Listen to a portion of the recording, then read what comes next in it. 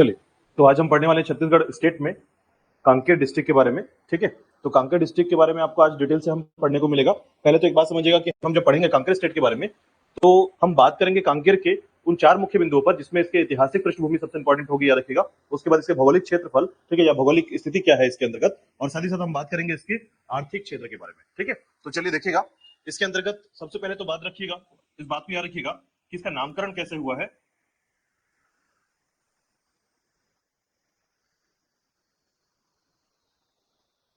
कांकेर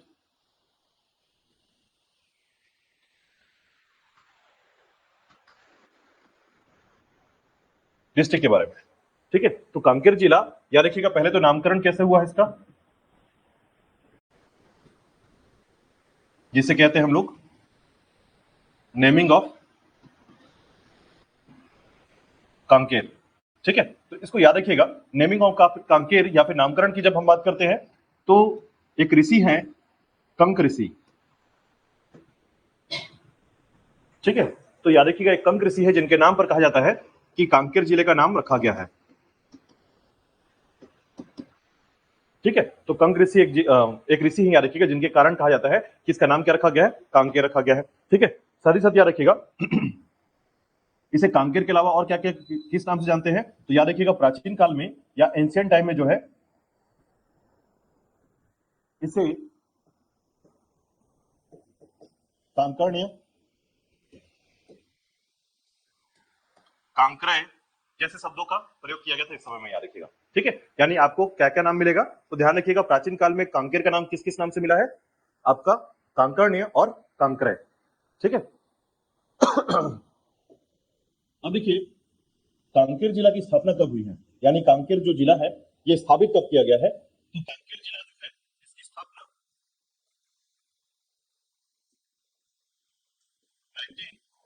1998 में, यानी 6 जुलाई 1998 में इसकी स्थापना हुई है।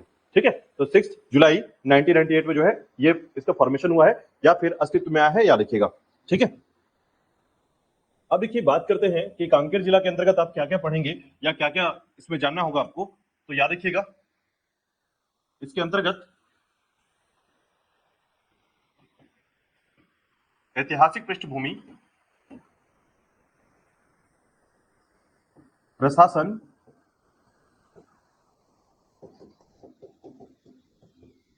भौगोलिक स्थिति,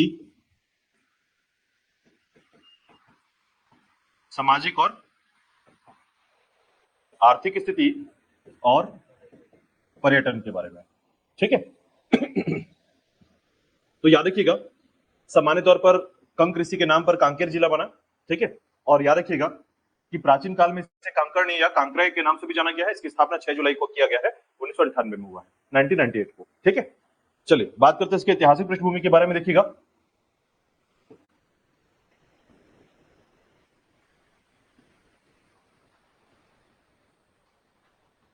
जो कहलाता है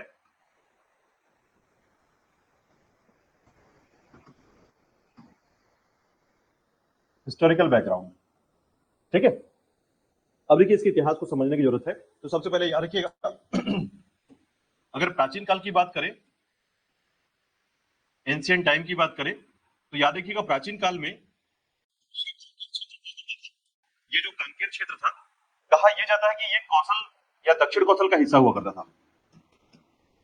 दक्षिण कौशल या साउथ कौशल का हिस्सा हुआ करता था। ठीक है, यानी पार्ट ऑफ साउथ कौशल। लेकिन समय के साथ जो है यह देखा गया कि प्राचीन काल के बाद ही अगर रामायण काल की बात करें तो यह रामायण काल में इसका एक क्षेत्र है जिसका नाम है पंचवटी। ठीक है, पंचवटी का नाम मत भूलिएगा। पंचवटी जो संबंधित है, याद रखिएगा, यह घटना दर्शाया जाता है पंचवटी के क्षेत्र में कि यहां पर जो है क्या हुआ था, सीता हरण जैसी घटनाएं रामायण काल से संबंधित है, याद रखिएगा। ठीक है, तो सीता हरण जैसी घटनाओं को यहां पर बताया गया कि सीता हरण जो हुआ है और साथ ही साथ रावण जो है इस जगह पर आया हुआ था, ऐसी जानकारी मिलती है छत्तीसगढ़ के क्षेत्र में। ठीक है, तो ये बात ध्यान रखिएगा कि पंचवटी क्षेत्र से जो है यह क्षेत्र संबंधित है, जो कि एक रामायण काल की घटना या इंसिडेंट को बताता है। ठीक है, याद रखिएगा। अब देखिए उसके साथ ही साथ याद रखिएगा यह क्षेत्र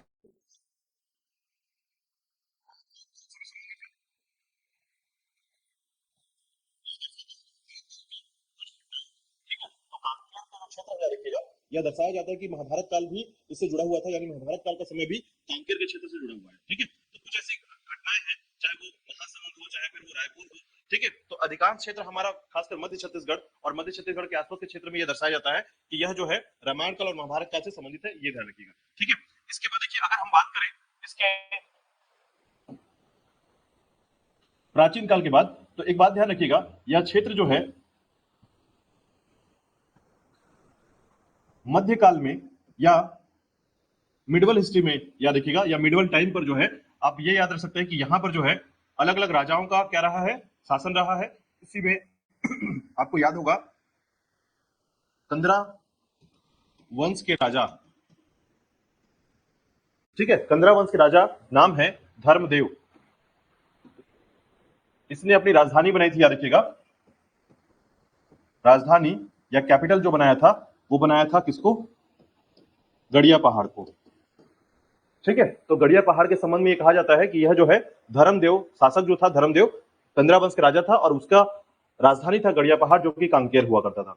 ठीक है, उसी प्रकार याद रखिएगा कि जब बात आती है सोमवंशी शासकों की, तो इसने 14वीं शताब्दी के समय, ठीक है, 14th का जो समय रहा है, ठीक है, एडी का समय रहा है, उसमें याद रखिएगा सोमवंशी शासक, खासकर किसका नाम, कन्हर देव का नाम, इसने यहां पर रियासत बनाया था। ठीक है, यानी कांकेर रियासत जो है इसके संबंध में देखा जाता है। ठीक है, तो कन्हर देव का नाम मत भूलिएगा, यानी यहां पर जो है कंदरा वंश, उसके बाद सोमवंशी शासक कन्हर देव का नाम याद रखिएगा। कांकेर रियासत में सबसे पहले इसके संबंध में जानकारी मिलती है। ठीक है, याद रखिएगा 1404 तक जो है ना कन्हर देव ने शासन किया था, याद रखिएगा। ठीक है, 1404 तक इसने शासन किया था। ठीक है, समय बदला, उसके बाद याद रखिएगा जब समय बदला गया यहाँ इस क्षेत्र में, तो आप देखेंगे कि कांकेर का जो है ना प्रारंभिक समय जो रहा है, यानी जब आप कह सकते हैं कांकेर जो है एक समय था जब कांकेर में रामायण काल महाभारत काल के संबंध में जानकारी मिलती है। ठीक है, तो आप देखेंगे कि यहाँ पर नलवंशी शासक, ठीक है, सातवाहन, एक पॉइंट और याद कर सकते हैं यहाँ पर, सातवाहन का भी शासन रहा है यहाँ पर। ठीक है, तो सातवाहन वंशों का जो शासन रहा है उसमें आपको सातकर्णी का नाम मिलेगा। शासक का नाम क्या है, सातकर्णी, जिसने यहाँ पर शासन किया था। ठीक है, तो सातकर्णी के द्वारा शासन की जानकारी मिलती है। ठीक है, उसके बाद चालुक्यों की जानकारी मिलती है, चालुक्य ने भी शासन किया यहाँ पर। ठीक है, उसी के बाद देखिएगा कि सोमवंशों की जानकारी मिलती है, तो सोमवंशों में जो है यहाँ पर 12वीं शताब्दी से लेकर, ठीक है, 14वीं शताब्दी तक का जो समय रहा है वो सोमवंशियों के पास रहा है। ठीक है, तो ध्यान रखिएगा 12वीं से 14वीं शताब्दी के मध्य किसने शासन किया था, तो कन्हर देव के वंशजों ने शासन किया है। कन्हर देव के संबंध में जानकारी मिलती है। ठीक है, और उसके बाद याद रखिएगा 14वीं शताब्दी के बाद किसका शासन आता है, कंदरा वंश के राजा धर्मदेव का, जिसने राजधानी किसको बनाई थी। ठीक है, याद रखिए गड़िया पहाड़ को, इस जगह पे एक पहाड़ है गड़िया पहाड़, और इसका मानना था, धर्मदेव को मानना था कि अगर ये राजधानी हमारी रहेगी तो ये राजधानी पर इसका जो स्ट्रक्चर है, जो यहाँ पर ज्योग्राफिकल स्ट्रक्चर है, वहां पर आप कभी भी उस पर आक्रमण नहीं कर पाएंगे या उस क्षेत्र को जीत नहीं पाएंगे। ठीक है, क्योंकि पहाड़ के ऊपर चढ़कर किसी सैनिक के द्वारा जो है उस क्षेत्र को जीतना बहुत मुश्किल होगा। इसके कारण जो है धर्मदेव ने क्या किया था, गड़िया पहाड़ को अपनी राजधानी बना ली थी। ठीक है, अब इसी के बाद देखिएगा यह क्षेत्र जो है ना मराठा शासन के अंदर का चला जाता है, यानी इसी के बाद जो है मराठा शासन का प्रभाव देखने को मिलेगा।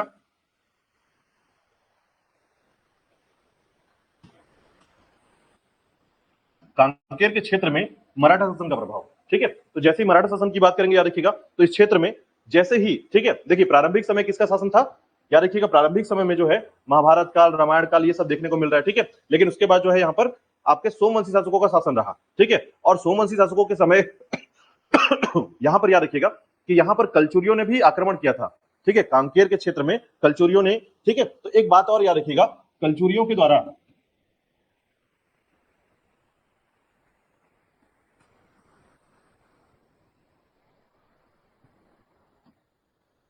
इस क्षेत्र को जीता गया था। ठीक है, सोमेश्वर देव प्रथम के समय जो है ना जाजल देव ने आक्रमण किया था कांकेर के क्षेत्र में, ये याद रखिएगा। ठीक है, लेकिन अभी उतना डिटेल में नहीं जाएंगे, बस ध्यान रखिएगा कलचुरियों ने इसको जीता था, परंतु कलचुरियों ने यहां पर शासन नहीं किया था, ये ध्यान रखिएगा। ठीक है, जीत कर छोड़ दिया था। ठीक है, तो ये बात याद रखिएगा। तो उसके बाद याद रखिएगा कलचुरियों के बाद किसका शासन आया यहाँ पर, मराठाओं का। ठीक है, तो मराठाओं का जब प्रभाव चालू हुआ याद रखिएगा, तो इस जगह पर जो है मराठाओं की जागीर बनी, इसको बोलते हैं मराठा संघ का निर्माण करना। मराठा संघ की जागीर स्थापित हुई।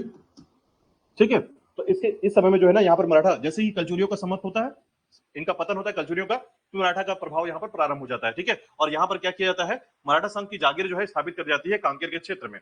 ठीक है, और जब ऐसा होता है तो याद रखिएगा ये प्रारंभिक समय था जब मराठाओं के अधीन ये क्षेत्र चला गया। ठीक है, और ये टाइम था आपका 1758 1758 टू 1803 तक। ठीक है, 1758 से लेकर 1803 तक जो है याद रखिएगा यहां पर मराठाओं का जागीर रहा ये। ठीक है, मराठा संघ की जागीर हुई थी आपकी 1758 से 1803 तक। ठीक है, और राज्य को जो है ना राज्य को 500 सैनिक देने की शर्त पर, ठीक है, 500 सैनिक देने की शर्त पर यह क्षेत्र दे दिया गया था, याद रखिएगा। ठीक है, तो इस शर्त पर ही जो है यह मराठा के अधीन था, यह याद रखिएगा।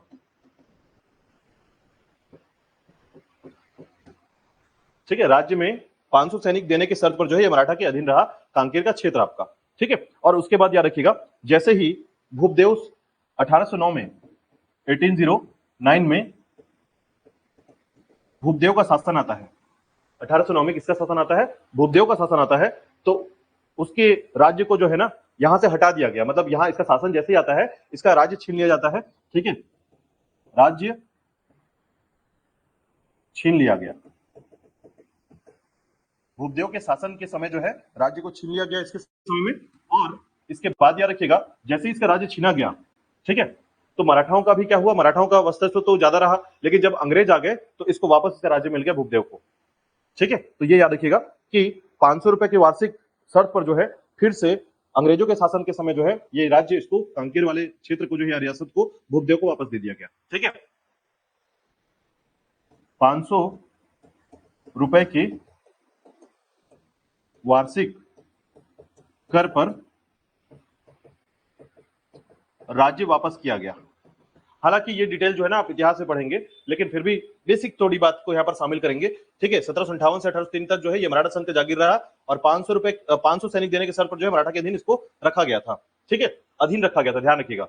1809 में भूपदेव का शासन जैसे प्रारंभ होता है तो ये राज्य से छीन लिया जाता है कांकेर का, लेकिन 500 रुपए के वार्षिक कर पर जो है राज्य को वापस दिया गया था इसको। ठीक है, और ये समय कौन सा था, तो ध्यान रखिएगा इसके अंतर्गत जो है ये 1818 का जो समय था। ठीक है, ये टाइम है आपका 1818 का। ठीक है, यहां पर अंग्रेज अधिकारी जो था याद रखिएगा रिचर्ड जेनकिंस, इसने कराया था ये काम, रिचर्ड जेनकिंस। ठीक है, तो रिचर्ड जेनकिंस ने ये काम करवाया था कांकेर के क्षेत्र में, याद रखिएगा। इसके बाद जैसे ही आप देखते हैं कि ब्रिटिश काल और स्वतंत्रता के बाद क्या किया गया, तो याद रखिएगा अब ब्रिटिश काल जब समय चल रहा है, यहां से ब्रिटिश काल का समय तो स्टार्ट हो ही गया था। ठीक है,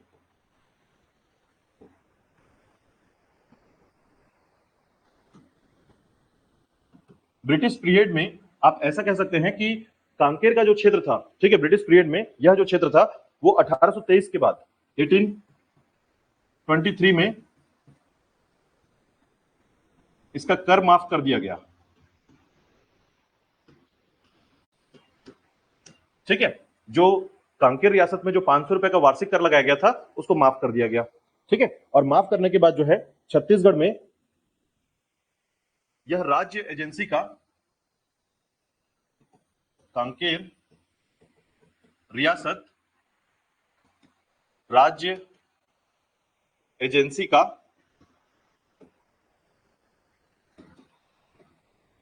फ्यूडेटरी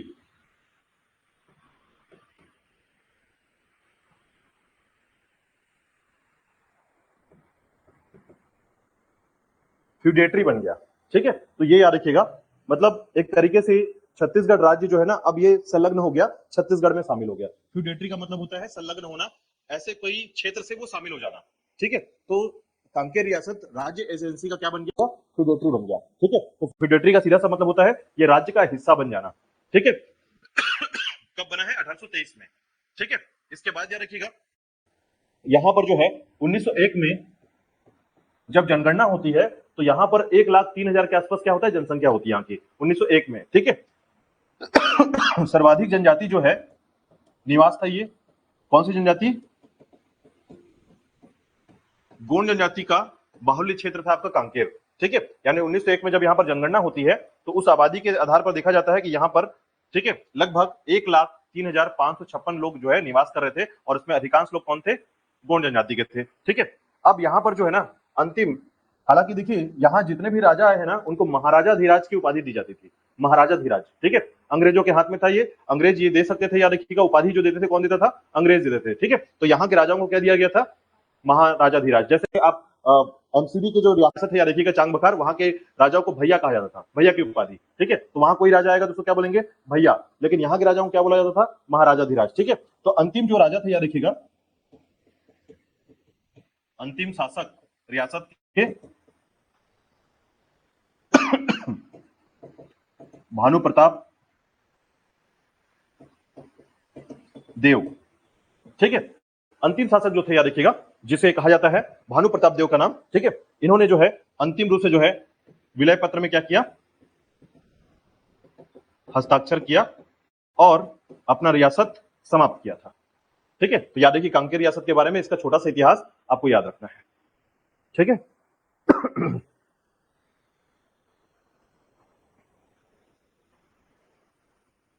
तो ये था आपका कांकेर रियासत के बारे में।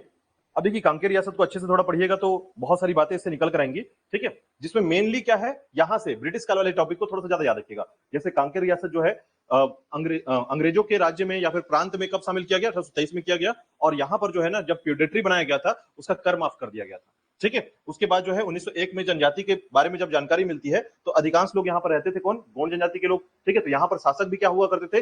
गोंड जनजाति के सपोर्ट में चलते थे। ठीक है, लेकिन इनका पूरा फोकस किसमें था? अंग्रेजों के साथ था। इसलिए आप ध्यान देंगे कि वो रियासतें, राजा की उपाधि वही लोग ले सकते थे केवल जो लोग अंग्रेजों का सपोर्ट करते थे। अगर अंग्रेजों का सपोर्ट नहीं करेंगे आप राजा नहीं कहलाएंगे, याद रखिएगा। ठीक है, फिर आप जमींदार के जमींदार रह जाएंगे। ठीक है, तो इस क्षेत्र में जमींदार से राजा बनने की जो कहानी है, ठीक है, देखिए आप सबसे पहले अगर आप छत्तीसगढ़ के बारे में पढ़ेंगे ना तो आपको पता चलेगा कि वर्तमान में तो 14 रियासतें थी, वहां 14 राजा हुआ करते थे। लेकिन बात यहां तक नहीं है, बात यह है कि 32 जमींदारों में सिर्फ 14 राजा कैसे बने? आखिर वे वही जमींदार ही थे जो बाद में राजा की उपाधि लेते हैं। ठीक है, तो जो अंग्रेज थे उनका सपोर्ट लेने के बाद जो है ना वो जमींदार से क्या बन गए? राजा बन गए। और जो जमींदार अंग्रेजों का सपोर्ट नहीं करता है, या जमींदार कई बार आपने सुना होगा फलाने जगह के जमींदार, ठीक है, ये इस जगह के जमींदार, और सब अंग्रेजों के विरुद्ध में जाकर आंदोलन कर रहे हैं, उनको वहां पर से समाप्त कर दिया गया, उनकी जमींदारी छीन ली गई। ठीक है, तो आपको धमधा के बारे में मिलेगा, धमधा के जमींदार की पूरी क्षेत्र को छीन लिया गया। ठीक है, उसी प्रकार कोरबा के जमींदार आत्महत्या कर लिए। ठीक है, तो कई ऐसी घटनाएं मिलेंगी, याद रखिएगा, जो जमींदार तो थे परंतु आगे नहीं बढ़ पाए, और कुछ ऐसे जमींदार जो अंग्रेजों का सपोर्ट किए और उन्होंने उनको क्या बना दिया गया? राजा बना दिया गया, उनकी रियासतों को नाम दिया गया, और ऐसे में जो है आपको 14 रियासतें मिलती हैं पूरे छत्तीसगढ़ में। ठीक है, चलिए चलिए देखिएगा प्रशासन क्या है यहाँ का।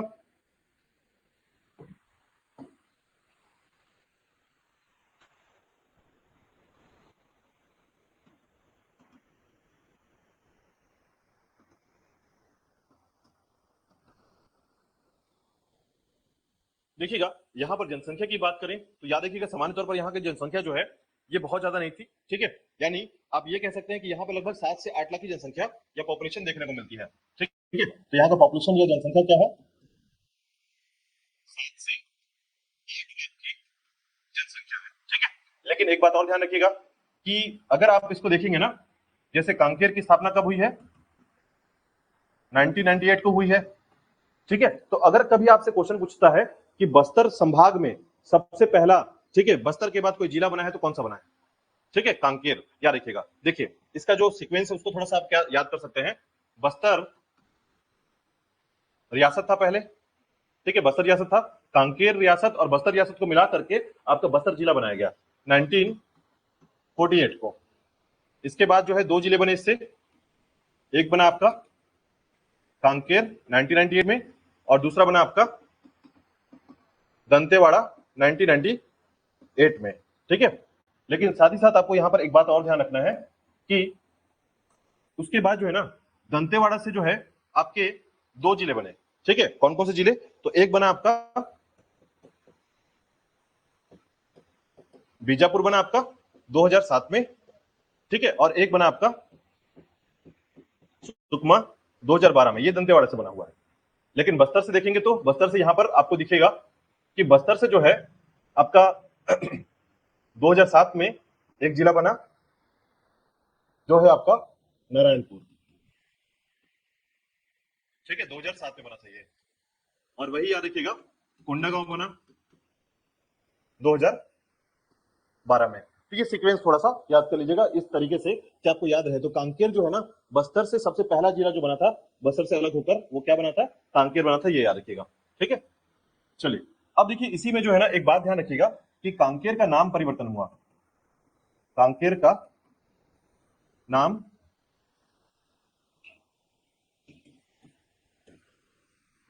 परिवर्तन हुआ। जब कांकेर का नाम परिवर्तन हुआ तो उसका नाम कर दिया गया उत्तर बस्तर कांकेर। अब उसे बोला जाता है उत्तर बस्तर कांकेर, ठीक है। कब हुआ था ये, 2003 में हुआ था, ठीक है। बेसिक बात है, समझिएगा। यहाँ की जनसंख्या 7 से 8 लाख, कांकेर का नाम परिवर्तन किया गया और बोला गया उसे उत्तर बस्तर कांकेर के बारे में, ठीक है। याद रखिएगा इसका नामकरण कंक ऋषि के नाम पर है, ध्यान रखिएगा, ठीक है। इसके बाद देखिएगा यहाँ का लिंगानुपात क्या है, सेक्स रेशियो। तो याद रखिएगा लिंगानुपात है 1006, ठीक है। यहाँ का लिंगानुपात जो है 1006 के आसपास है, ठीक है। उसी प्रकार याद रखिएगा शहरीकरण, अर्बनाइजेशन क्या है यहाँ का, शहरीकरण जो है यहाँ पर 13% के आसपास शहरीकरण है, ठीक है। 13 से 14% के आसपास जो है आपको यहाँ पर शहरीकरण मिलेगा, ठीक है। उसी प्रकार देखिएगा साक्षरता प्रतिशत क्या है यहाँ का, ठीक है, लिटरेसी रेट। तो याद रखिएगा यहाँ का साक्षरता है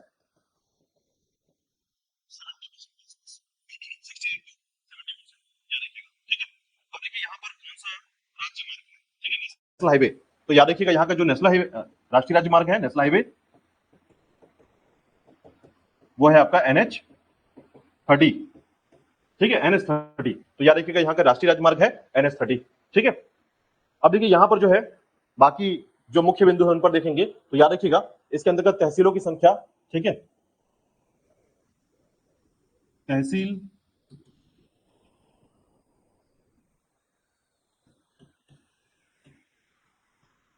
विकासखंड, सीमावर्ती जिले और सीमावर्ती राज्य, ये 4 मुख्य बिंदु हैं, याद रखिएगा, ठीक है। तो सबसे पहले याद रखिएगा कि यहाँ की तहसीलों की संख्या कितनी है या फिर इस क्षेत्र में कितने तहसील हैं। तो याद रखिएगा यहाँ पर 11 तहसीलें हैं, ठीक है। काफी ज्यादा तहसील है यहाँ पर, याद रखिएगा 11 तहसीलों का क्षेत्र है, ठीक है। उसी प्रकार याद रखिएगा विकासखंड जो है यहाँ का कितना है, 7 है, ठीक है। अब सीमावर्ती जिले के लिए देखिएगा ये आपका कांकेर है, कुछ इस तरीके से कांकेर का क्षेत्र है, ठीक है। और कांकेर के क्षेत्र के आसपास अगर आप जिले देखेंगे तो उत्तर की तरफ जो है यहाँ पर है आपका मानपुर, मोहेला मानपुर, अंबागढ़, चौकी, ठीक है। इस तरफ आएंगे तो बालोद, ठीक है। इस तरफ आएंगे तो धमतरी, ठीक है। उसके बाद कोंडागांव, इस तरफ आएंगे तो दक्षिण की तरफ नारायणपुर है, ठीक है। और इस तरफ क्या है आपका बस्तर है, ठीक है। तो जनरली याद रखिएगा इसके क्षेत्र में ये सारे जिले आते हैं, ठीक है। अब इन जिलों के आधार पर याद रखिएगा जो आपके सीमावर्ती जिले हैं, ठीक है। तो 5 जिले क्षेत्र आते हैं, 5 जिले क्षेत्र, ठीक है। तो कौन कौन से 5 जिले क्षेत्र है, अच्छा 6 कर दिया हमने, 5 देखिएगा, एक आपका मोहेला मानपुर, दूसरा बालोद, तीसरा धमतरी रहेगा, चौथा आपका कोंडागांव रहेगा और 5वां आपका नारायणपुर रहेगा, ठीक है। तो 5 आपके जिले आते हैं और इस तरफ है आपका महाराष्ट्र राज्य, ठीक है। तो सीमावर्ती राज्य एक है आपका महाराष्ट्र है और 5 सीमावर्ती जिले हैं, याद रखिएगा, ठीक है। अब विधानसभा क्षेत्र देखिएगा यहाँ पर जो असेंबली सीट है वो कितनी है, तो याद रखिएगा 3 असेंबली सीट है, ठीक है। विधानसभा सीट तो पहला है कांकेर, दूसरा है, ठीक है, भानु प्रतापपुर और तीसरा है आपका अंतागढ़,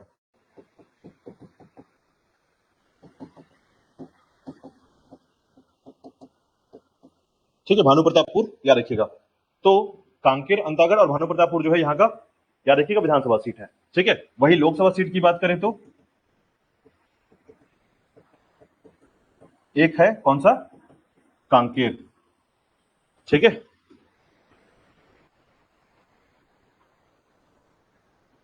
चलिए ये है आपका प्रशासन। याद रखिएगा प्रशासन के अंतर्गत इन मुख्य बिंदुओं को शामिल करेंगे। ठीक है, अब देखिएगा भौगोलिक विवरण की बात करते हैं। मुख्य रूप से भौगोलिक क्षेत्र क्या है यहाँ का। ठीक है,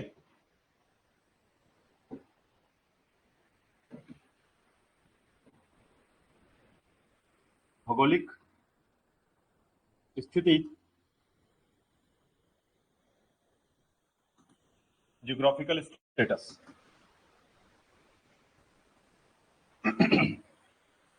देखिएगा यहाँ की भौगोलिक स्थिति की बात करें कांकेर की, तो सबसे पहले याद रखिएगा यह जो कांकेर क्षेत्र है, ठीक है, उस कांकेर क्षेत्र के अंतर्गत जो यहाँ की भौतिक संरचना है या फिजिकल स्ट्रक्चर जो है वो है आपका दंडकारण्य के पठार का पार्ट है। ठीक है, तो दंडकारण्य के पठार का पार्ट है ये, याद रखिएगा।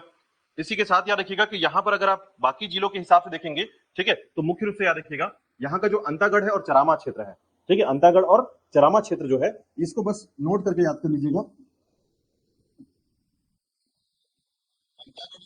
तहसील और चरामा तहसील, ये दोनों जो तहसील है ये आपका महानदी बेसिन का पार्ट, महानदी बेसिन के समान है। ठीक है, मतलब कांकेर के अंतर्गत अगर आप देखेंगे तो पूरा का पूरा दंडकारण्य का पठार का हिस्सा है, लेकिन यहाँ का जो दो तहसील है ना, कौन सा, अंतागढ़ और चरामा का हिस्सा, यहाँ पर आप जाएंगे ना तो यहाँ का जो फिजिकल अपीयरेंस है, ठीक है, वो फिजिकल अपीयरेंस किसके जैसा होता है, महानदी के पार्ट जैसा होता है। ये दोनों ध्यान रखिएगा। ठीक है, चलिए इसके बाद देखिए यहाँ पर चट्टानें क्या पाई जाती है, रॉक्स जो है यहाँ पे धारवाड़ है। ठीक है, धारवाड़ रॉक्स जो है यहाँ पाया जाता है। खनिज क्या पाया जाएगा,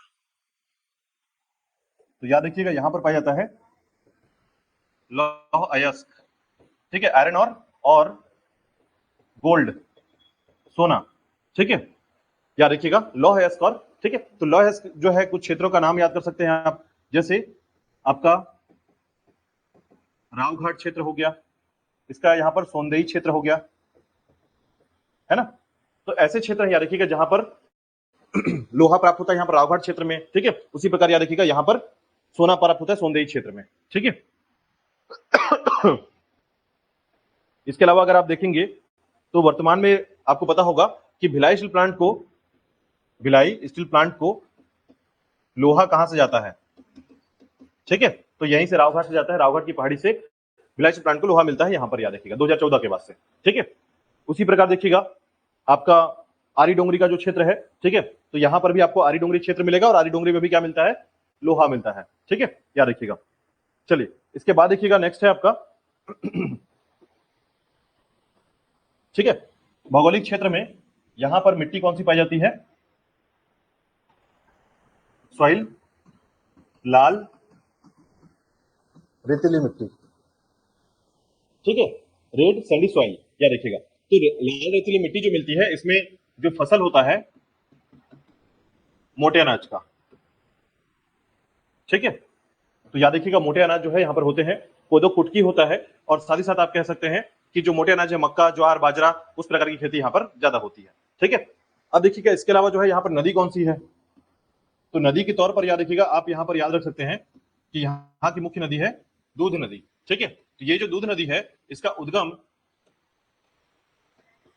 ठीक है, मलाजकुंड पहाड़ी से होती है।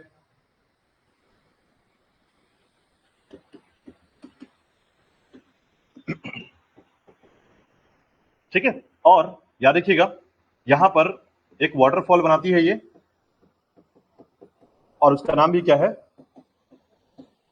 मलाजकुंड वाटरफॉल, कांकेर क्षेत्र में। ठीक है, तो याद रखिएगा दूध नदी के बारे में। बाकी यहां से महानदी भी बहती है, ये भी याद रखिएगा। ठीक है, चलिए इसके बाद देखिएगा यहां पर पहाड़ों के नाम पर आप ये याद कर सकते हैं, रावघाट की पहाड़ी है यहाँ पर।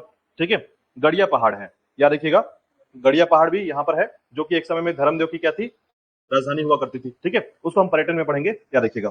ठीक है, बाकी मलाजकुंडम की पहाड़ी भी यहीं पर है, ध्यान रखिएगा। ठीक है, तो पहाड़ी के नाम पर जो है रावघाट की पहाड़ी, आरी डोंगरी, याद रखिएगा, मलाजकुंडम की पहाड़ी, और उसके बाद गड़िया पहाड़ी जो है, 4-5 पहाड़ी क्षेत्र है यहाँ पर, याद रखिएगा।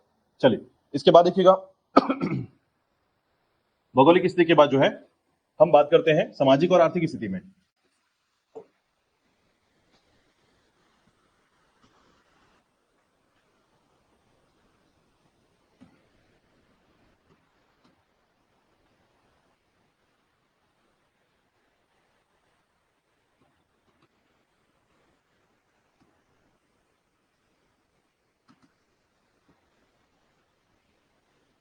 सोशल एंड इकोनॉमिक स्टेटस देखिएगा, यहां पर अगर हम बात करें सबसे पहले सामाजिक स्थिति की, तो यहां पर जो है यह भी जनजाति बहुल क्षेत्र है। ठीक है, जनजाति बहुल क्षेत्र है, तो यहां पर मुख्य जनजाति कौन सी रहती है, याद रखिएगा हल्बा गोंड, सबसे ज्यादा कौन रहेंगे, गोंड, याद रखिएगा। ठीक है, हल्बा गोंड। इसके अलावा याद रखिएगा आपको यहाँ पर और भी जनजातियां मिलेंगी, लेकिन मुख्य तौर पर कौन रहता है यहाँ पर, हल्बा और गोंड जनजाति रहते हैं। ठीक है, ये मेनली यहाँ पर इनका डोमिनेशन ज्यादा है, या आप कह सकते हैं पॉपुलेशन ज्यादा है। ठीक है, चलिए इसके बाद देखिएगा यहाँ इसके बारे में, यहाँ का जो क्षेत्र है आपका तो इस क्षेत्र में जो है आपको औद्योगिक स्थिति के अंतर्गत क्या क्या मिलता है, तो ध्यान रखिएगा आर्थिक स्थिति के अंतर्गत याद रखिएगा यहाँ पर खनिज ही क्या है, इसका इकोनॉमिकल पोजीशन है खनिज। ठीक है, तो मुख्य तौर पर याद रखिएगा यहाँ पर लौह एस का उत्पादन होता है, आयरन और का प्रोडक्शन होता है, और दूसरा सोना प्राप्त होता है। ठीक है, लेकिन सोना जो है जनरली बहुत कम निकाला जाता है यहाँ पर, बस आप ध्यान रखेंगे कि लौह एस का उत्पादन क्षेत्र है कांकेर। ठीक है, हाँ, इसके अलावा याद रखिएगा यहाँ पर एक आईडीसी है, आईआईडीसी। ठीक है, क्षेत्र है आपका लखनपुरी। ठीक है, यहाँ का कांकेर का आईडीसी या आईआईडीसी है आपका लखनपुरी क्षेत्र, याद रखिएगा। ठीक है, आप इसे कह सकते हैं औद्योगिक क्षेत्र के तौर पर जो है कांकेर में लखनपुरी को डेवलप किया जा रहा है, और यहाँ पर कई ऐसे उद्योग लगाए जाएंगे उसके बाद जब ये लखनपुरी डेवलप हो जाएगा। ठीक है, तो नाम याद रखिएगा, कांकेर के आईआईडीसी का नाम लखनपुरी है। ठीक है, इसके बाद देखिएगा बात करते हैं पर्यटन के बारे में। ठीक है,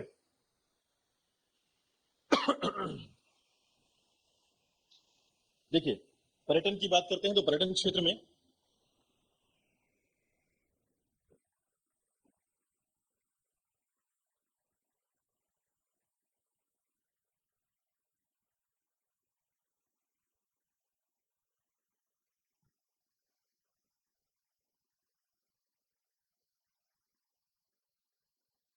ठीक है, कुछ इस तरीके से आपको ये मैप मिलेगा।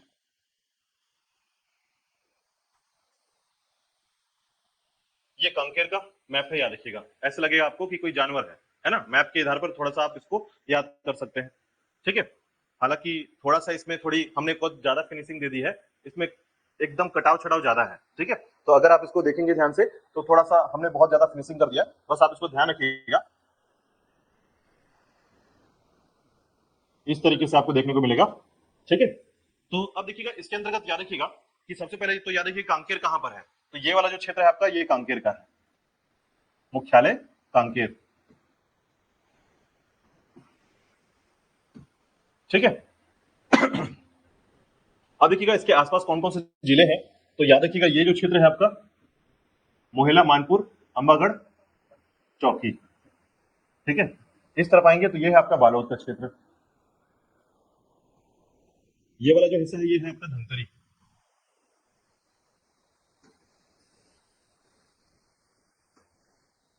ये वाला जो हिस्सा है ये आपका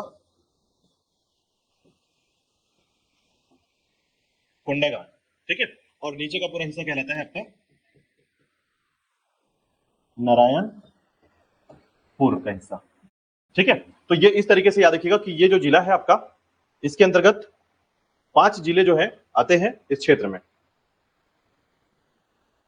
ठीक है, अब देखिए इस क्षेत्र में जाएंगे तो ये है आपका महाराष्ट्र का क्षेत्र।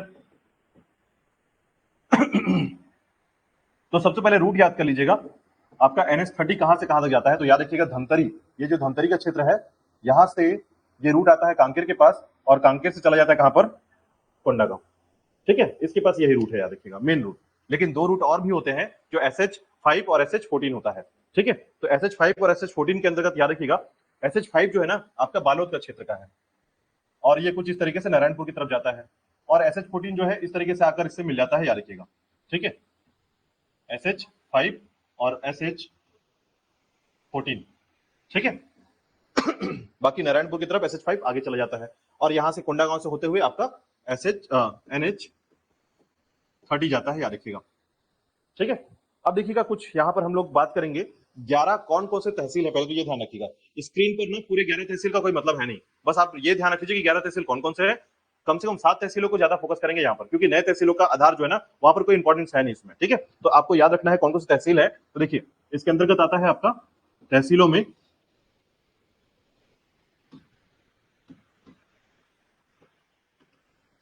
कांकेर, दुर्ग कोंदल, अंतागढ़, भानु प्रतापपुर, पखांजूर, नरहरपुर, नरहरपुर, और उसके बाद जो है आपका जो क्षेत्र है चरामा, ठीक है, चरामा क्षेत्र, ठीक है। उसी प्रकार याद रखिएगा यहां पर अंतागढ़ हो गया, ठीक है। कुछ मुख्य क्षेत्र हैं जैसे कि मुख्य क्षेत्र नहीं, आप ये कह सकते हैं कि इनके अंतर्गत जो है बाकी जितने भी नए बने हैं, ठीक है, जैसे सरोना, सरोना क्षेत्र, ठीक है। और उसी प्रकार जो है आपका आमाबेड़ा और कोयली बेड़ा,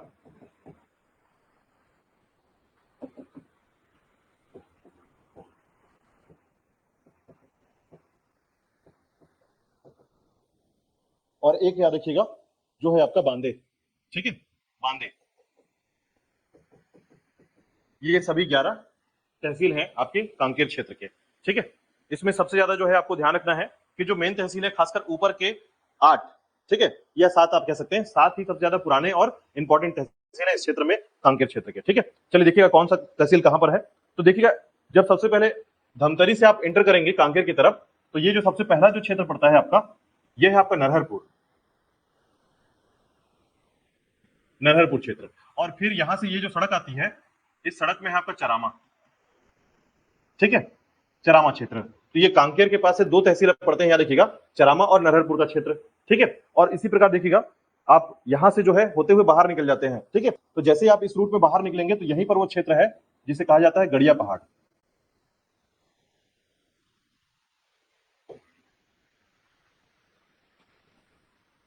गड़िया पहाड़, ठीक है। इस क्षेत्र में है आपका, जहां पर धर्मदेव की राजधानी रही है, ठीक है। और यहीं पर जाएंगे तो गढ़ देवी का मंदिर भी है, इस क्षेत्र में आपका गढ़ देवी का मंदिर क्षेत्र है, ठीक है।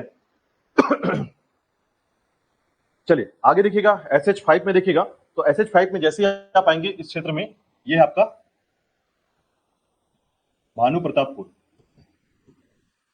और इसी के आगे जाएंगे तो ये है आपका अंतागढ़ क्षेत्र, ठीक है। इस तरफ आएंगे तो ये वाला हिस्सा है आपका पखांजूर का क्षेत्र, पखांजूर वाला हिस्सा, ठीक है, पखांजूर का हिस्सा। इसी प्रकार देखिएगा यहां पर जैसे ही आप पखांजूर से ऊपर जाएंगे, ठीक है, ऊपर की तरफ जाएंगे तो ये वाला जो हिस्सा है इसे बोलते हैं दुर्गकोंदल, दुर्गकोंदल, ठीक है। तो ये मुख्य तहसील है, याद रखिएगा, जिनको आपको याद रखना है, यही सारे मुख्य तहसील है, ठीक है।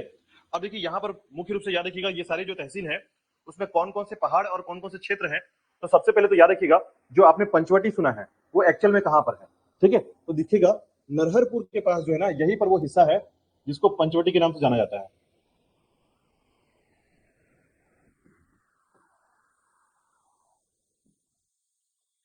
पंचवटी क्षेत्र, ये वो हिस्सा है, याद रखिएगा, जो कि रामायणकालीन सीताहरण घटनाओं से जुड़ा हुआ है, ठीक है। तो याद रखिएगा पंचवटी का क्षेत्र, और देखिएगा इसी में जो है ना जो नदी है धमतरी की तरफ से आती है और यहां से घूमकर चली जाती है। कौन सी नदी है ये? महानदी, ठीक है। तो महानदी धमतरी से आती है, वापस धमतरी जाती है, ठीक है। तो वो याद रखिएगा धमतरी में, और यहीं पर जो है ना एक बांध बनाया गया है, ये वाला जो हिस्सा है इसे कहते हैं दुधवा बांध,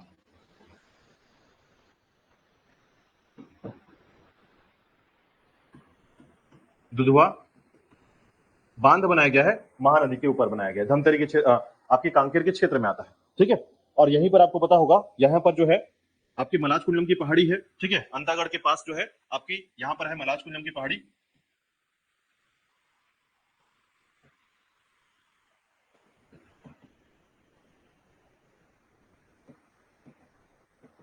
मलाज कुंडलम की पहाड़ी, और यहां से एक नदी आती है जो है आपकी, कौन सी नदी है? दूध नदी, ठीक है। दूध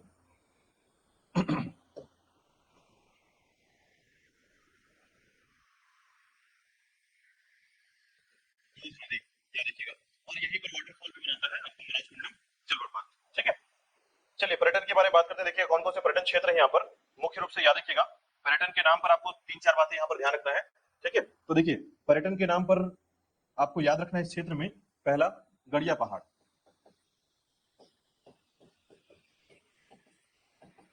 ठीक है, तो गड़िया पहाड़ क्षेत्र को सबसे पहले देखिएगा, ये वाला जो हिस्सा है, ठीक है, आपका ये वाला जो हिस्सा है उसे बोलते हैं गड़िया पहाड़, और यहीं पर एक मंदिर है जिसे कहा जाता है गढ़ देवी मंदिर।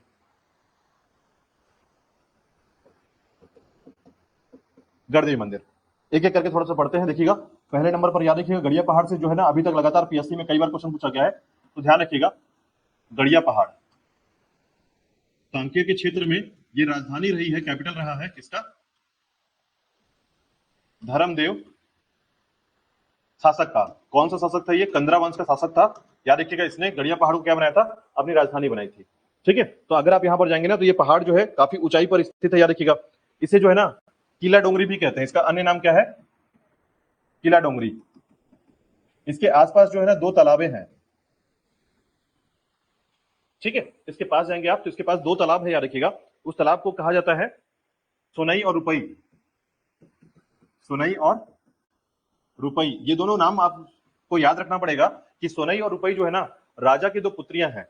ठीक है, तो राजा की दोनों पुत्रियों के नाम पर जो है ये नाम रखा गया था तालाब का, सोनई और रुपई। ठीक है,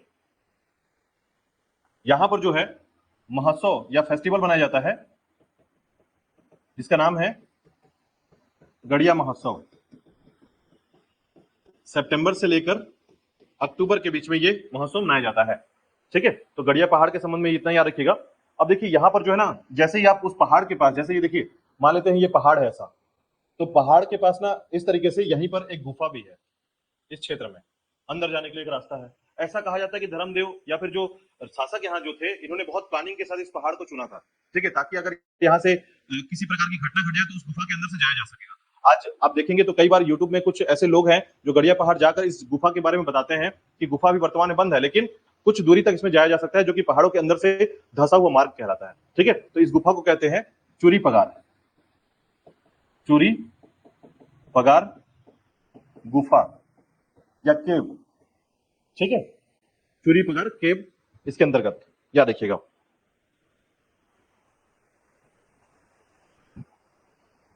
इसके बाद देखिएगा यहाँ पर जो है कौन कौन से परियोजनाएं हैं, कौन कौन से क्षेत्र हैं, तो याद रखिएगा इसके अंतर्गत जो है पर्यटन में आपको पहले तो याद रखना है गड़िया पहाड़, आपको समझ में आ गया। कांकेर क्षेत्र देखिएगा, कांकेर में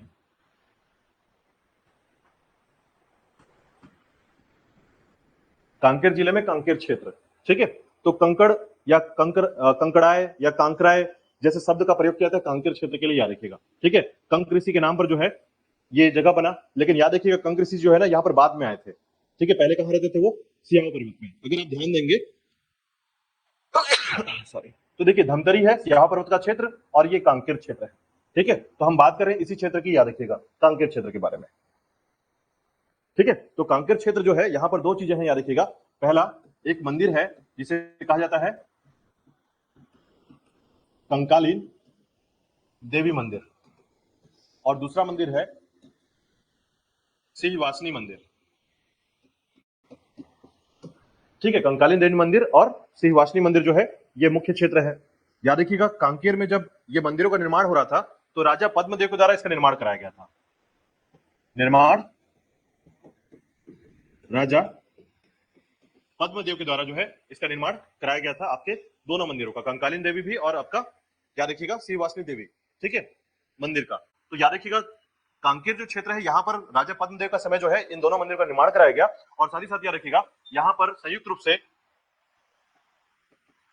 मंदिर समर्पित है, याद रखिएगा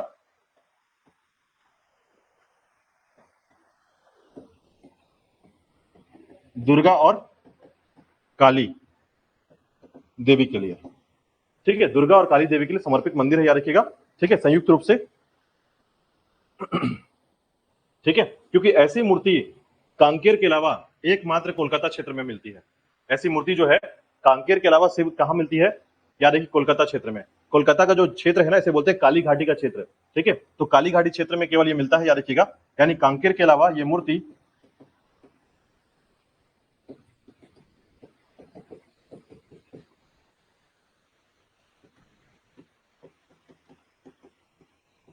काली घाटी क्षेत्र में प्राप्त होती है, जो कि कहां है? कोलकाता में। ठीक है, चलिए इसके बाद देखिएगा नेक्स्ट, इस क्षेत्र में एक व्यक्तित्व है, ठीक है, राम प्रसाद पोटाई। याद रखिएगा, कांकेर क्षेत्र के प्रमुख व्यक्ति या व्यक्तित्व के तौर पर जाना जाता है। प्रमुख व्यक्तित्व, पर्सनालिटी, ठीक है, नाम है इनका ठाकुर राम प्रसाद पोटाई। ठीक है, ठाकुर राम प्रसाद पोटाई को जो है आपको याद रखना होगा, क्योंकि याद रखिएगा जब हमारा संविधान निर्माण हो रहा था, ठीक है, तो कांकेर रियासत की तरफ से जो है उसका प्रतिनिधि कर रहे थे ठाकुर राम प्रसाद पोटाई। ठीक है, तो संविधान निर्मात्री सभा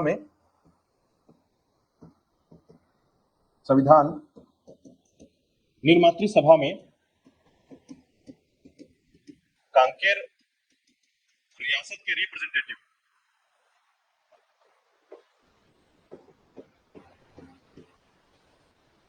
ठाकुर राम प्रसाद पोटाई थे। ठीक है, तो ये कांकेर रियासत का क्या कर रहे थे? प्रतिनिधि कर रहे थे इस समय, याद रखिएगा। और साथ ही साथ जो है अगर आपसे पूछा जाए बस्तर के जो लोकसभा का क्षेत्र है उसके पहले सांसद कौन है, तो याद रखिएगा पहले सांसद है बस्तर के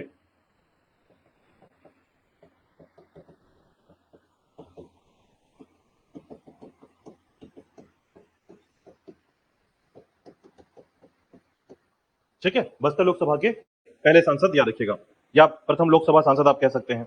ठीक है चलिए इसके बाद देखिएगा कांकेर रियासत की बात करते हैं, तो यहां पर मैंने आपको बताया कांकेर के बारे में। ठीक है, उसी के बाद याद रखिएगा कांकेर रियासत के बारे में जब बात होती है तो आपको मैंने बताया था कांकेर रियासत को किसने बनाया है? कन्हर देव ने। ठीक है, तो सोमवंशी शासक कन्हर देव के द्वारा, याद रखिएगा, स्थापित किया गया। अंतिम शासक भानु प्रताप देव, याद रखिएगा अंतिम शासक कौन है वहां का? भानु प्रताप देव। ठीक है, तो ये दोनों बातें जरूर ध्यान रखिएगा, कई बार रियासत से क्वेश्चन पूछे जाते हैं। ठीक है, तो याद रखिएगा इनको जो है ना चैम्बर ऑफ प्रिंसेस के सदस्य माने जाते हैं। ये चैम्बर ऑफ प्रिंसेस,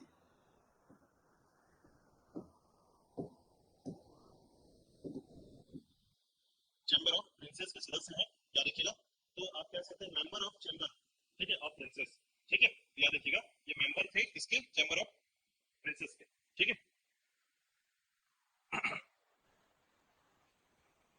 ठीक है, चलिए अब देखिएगा यहां पर और मुख्य क्षेत्र क्या है, तो याद रखिएगा एक परियोजना जिसका नाम है दंडकारण्य परियोजना या प्रोजेक्ट। तो दंडकारण्य प्रोजेक्ट क्या है इसको समझिएगा। तो मैंने आपको बताया था शायद कि दंडकारण्य जो प्रोजेक्ट है, ठीक है, इसका मुख्यालय बनाया गया था बस्तर क्षेत्र के जगदलपुर को। ठीक है, अब इस प्रोजेक्ट के तहत जो है 1972 में 1972 में देखिए 1972 है, ठीक है, ये वो समय है जब बांग्लादेश बन चुका था। 1971 बांग्लादेश बना है। ठीक है, तो बांग्लादेश से जितने भी शरणार्थी थे जो वहां से पलायन करके भागे, ठीक है, या वहां से हटकर दूसरे क्षेत्र में आ रहे थे, तो उनको जो है याद रखिएगा बस्तर के दंडकारण्य प्रोजेक्ट के तहत जो है कांकेर में जगह दिया गया। ठीक है, तो इससे कहा जाता है दंडकारण्य प्रोजेक्ट, यानी पूर्वी पाकिस्तान या बांग्लादेशी लोगों को संरक्षण दिया गया या शरण दिया गया इस प्रोजेक्ट के तहत। तो नाम है इसका दंडकारण्य, इसका मुख्यालय था जगदलपुर। ठीक है, इसका मुख्यालय था जगदलपुर क्षेत्र, याद रखिएगा। अब देखिएगा यहां पर जो है कौन कौन से वाटरफॉल हैं। ठीक है, तो 3 वाटरफॉल का नाम याद रखिएगा घूमने के लिए जो है कांकेर के क्षेत्र में 3 वाटरफॉल, जलप्रपात। तो पहला तो आपने याद रख लिया है मलाच कुंडलम वाटरफॉल जलप्रपात। दूसरा याद रखिएगा चर्रे मर्रे जलप्रपात। और तीसरा याद रखिएगा पिंजाडेन। ठीक है, तो याद रखिएगा मलाच कुंडलम, चर्रे मर्रे और पिंजाडेन वाटरफॉल। ठीक है, मलाच कुंडलम किस नदी पर है? तो याद रखिएगा मलाजकुंडलम जो है दूध नदी पर है, ठीक है। चर्रे मर्रे किस पर है, तो याद रखिएगा इसकी नदी का नाम है पुत्री नदी, पुत्री नदी, ठीक है, पर निर्मित है आपका याद रखिए चर्रे मर्रे, ठीक है। और पिंजाडिन जो है पिंजाडिन नदी पर है, ठीक है, याद रखिएगा। अब देखिएगा यहाँ पर कौन कौन से बांध है, वो बांध का नाम भी याद कर लीजिएगा, ठीक है।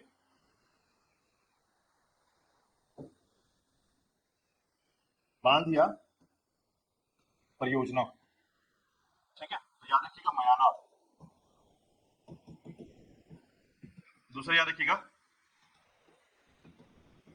खिरकिट्टा बांध, ठीक है, और दुधवा परियोजना,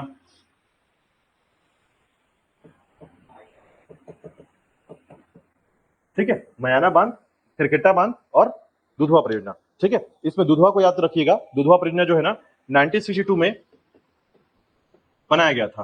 तो याद रखिएगा राज्य का स्वतंत्रता के बाद पहला बांध है ये, ठीक है, स्वतंत्रता के बाद पहला बांध, ठीक है। खिरकटा बांध जो है ना पूर्णतः मिट्टी से बना बांध है, पूर्णतः मिट्टी से बना बांध, ठीक है। याद रखिए खिरकटा बांध को पूर्णतः मिट्टी से बना बांध कहते हैं। और मयाना के लिए याद रखिएगा कि आपकी नैनी नदी पर बनाया गया है, नैनी नदी पर बनाया गया बांध है मयाना बांध, ठीक है, याद रखिएगा। खिरकट्टा पे किस पे बनाया गया है, खिरकट्टा बनाया गया मथोली नदी पर, ठीक है, नदी का नाम है मथोली। पखांजूर के पास जाएंगे तो याद रखिएगा आपका बना हुआ है खिरकट्टा बांध, ठीक है। अब अंतिम बिंदु में याद रखिएगा कौन कौन से क्षेत्र पर जो है आपको लौह अयस्क मिलता है यहाँ पर, ठीक है, आयरन और किस किस जगह पर मिलता है याद रखिएगा। तो देखिए इसके अंतर्गत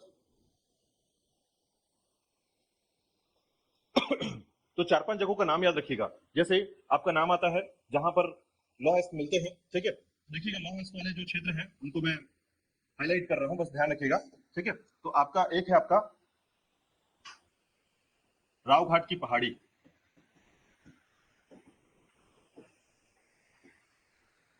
दूसरा है आपका आरी डोंगरी, ठीक है, तीसरा है आपका हाहा लद्दी,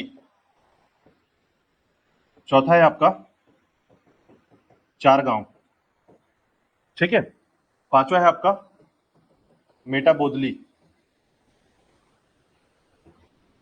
ठीक है। तो ये कुछ मुख्य क्षेत्र है याद रखिएगा जहां पर क्या मिलता है, लौह अयस्क मिलते हैं, ठीक है। तो इनके नाम आपको याद रखने हैं कि कौन कौन सी जगह पर जो है, ठीक है।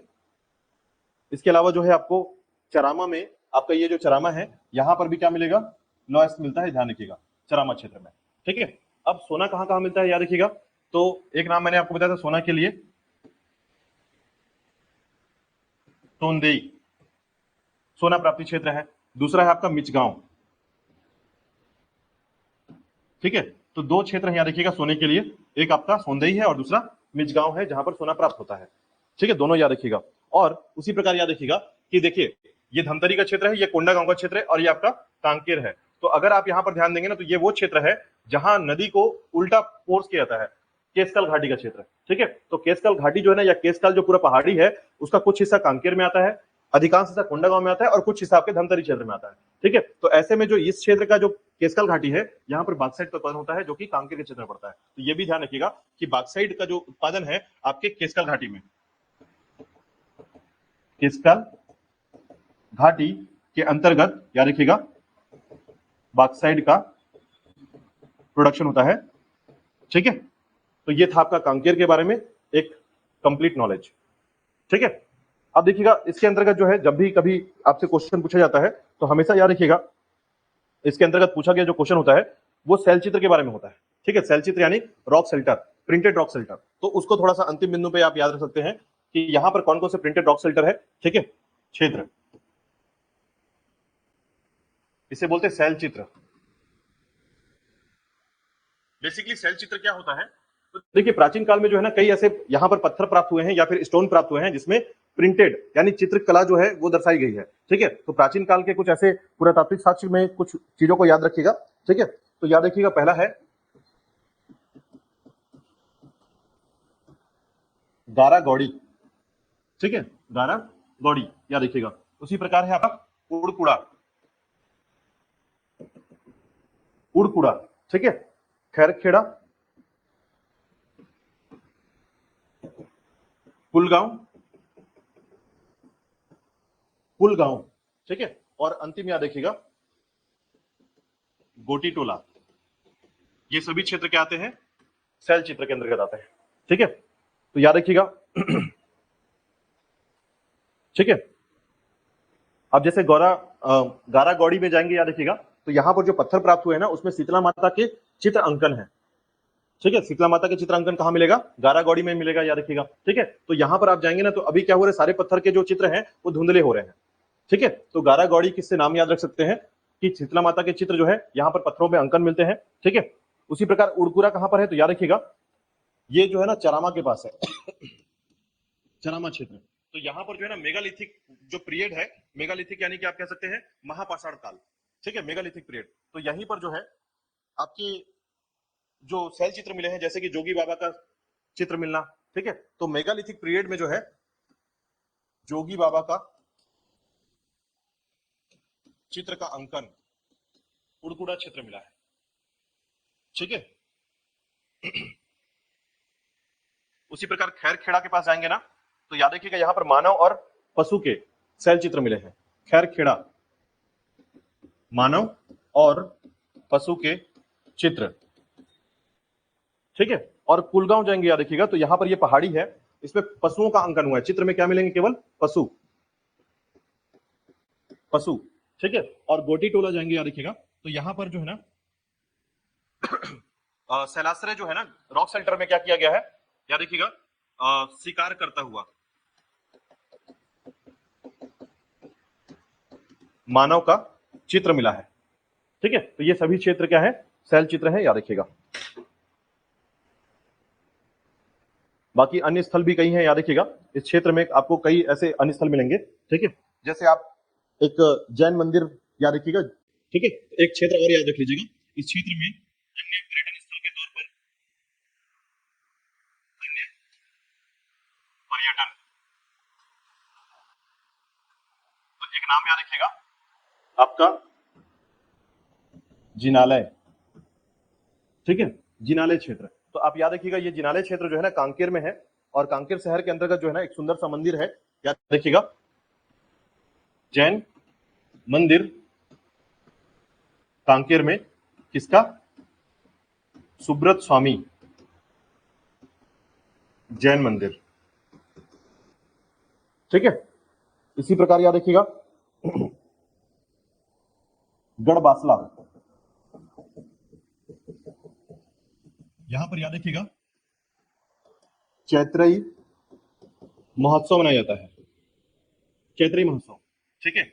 और किला देवी का मंदिर है यहाँ पर, गढ़बासला क्षेत्र क्या है? किला देवी का मंदिर है, ठीक है। उसी प्रकार याद रखिएगा पंचवटी तो आप सभी जानते हैं कि रामायण कालीन क्षेत्र है, ठीक है।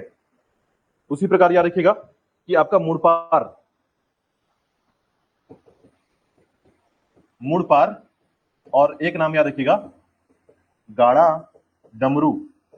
ये दोनों जो क्षेत्र है ना, यहां पर प्राचीन काल के जो है मूर्तियां प्राप्त हुई, प्रतिमाएं, ठीक है, प्रतिमाएं प्राप्त क्षेत्र प्राचीन काल से संबंधित, ठीक है। तो कुछ घटनाओं के साथ आप इसको याद रख सकते हैं।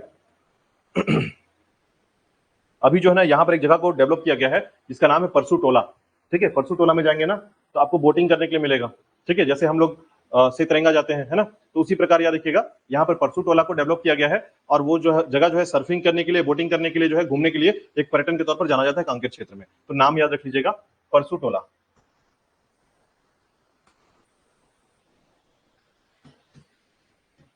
पर्यटन के लिए कांकेर क्षेत्र में, ठीक है। तो ये सभी क्षेत्र थे आपके कांकेर के लिए, याद रखिएगा। क्लियर है? चलिए।